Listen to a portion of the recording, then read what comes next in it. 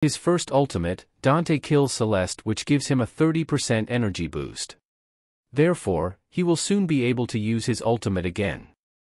This time he kills Sebastian for another energy boost.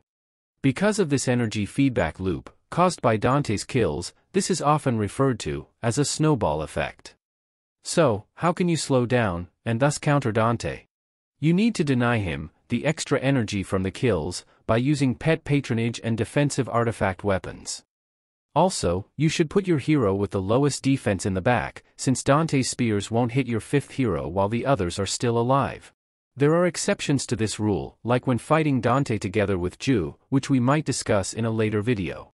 In the second part of this video we will show in detail how Axel and Oliver greatly help your hero survive. My Axel protects the hero from any single hit damage that would exceed about 50% of the hero's maximum health. What does that actually look like in a fight? You can see how Axel's patronage reduces Dante's damage by 38,000 damage. You may think this isn't that impressive. But let's see how this number changes when we put Nebula beside Dante. Nebula has a skill that dramatically increases the attack power of the heroes next to her. This is indicated by the ball hovering next to Dante. Because of Nebula's boost, Dante's damage would normally be devastatingly bigger. But, thanks to Axel's patronage, the damage is as big as before. Only this time, Axel reduced the damage by a whopping 480,000 damage. He even did that twice.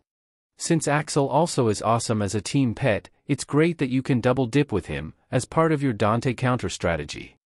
Another pet that excels against Dante with its patronage is Oliver. As we will see, Oliver's health and especially the armor boost greatly help Sebastian to survive Dante's ultimate. For this first fight though, we will not use Oliver on Sebastian but Albus.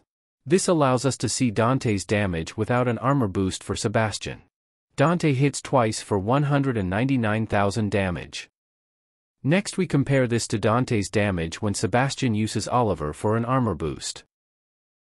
As you can see, this armor boost reduces the damage to 93,000, which is less than 50%. However, this is only a very specific example. Armor damage reduction depends heavily on the hero's armor and the enemy's armor penetration. Only when the armor and armor penetration are nearly equal in value will you see such a large effect from Oliver's patronage. Let's summarize.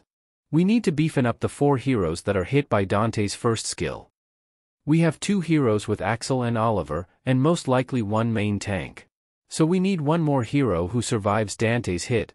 My personal favorite is Heidi, as he has a high chance of dodging Dante's hit. He also may use Cain, which is another great defensive pet. But there for sure are other great heroes you might use instead of Heidi. You could also try a second tank with low power and sufficiently leveled armor artifact buff.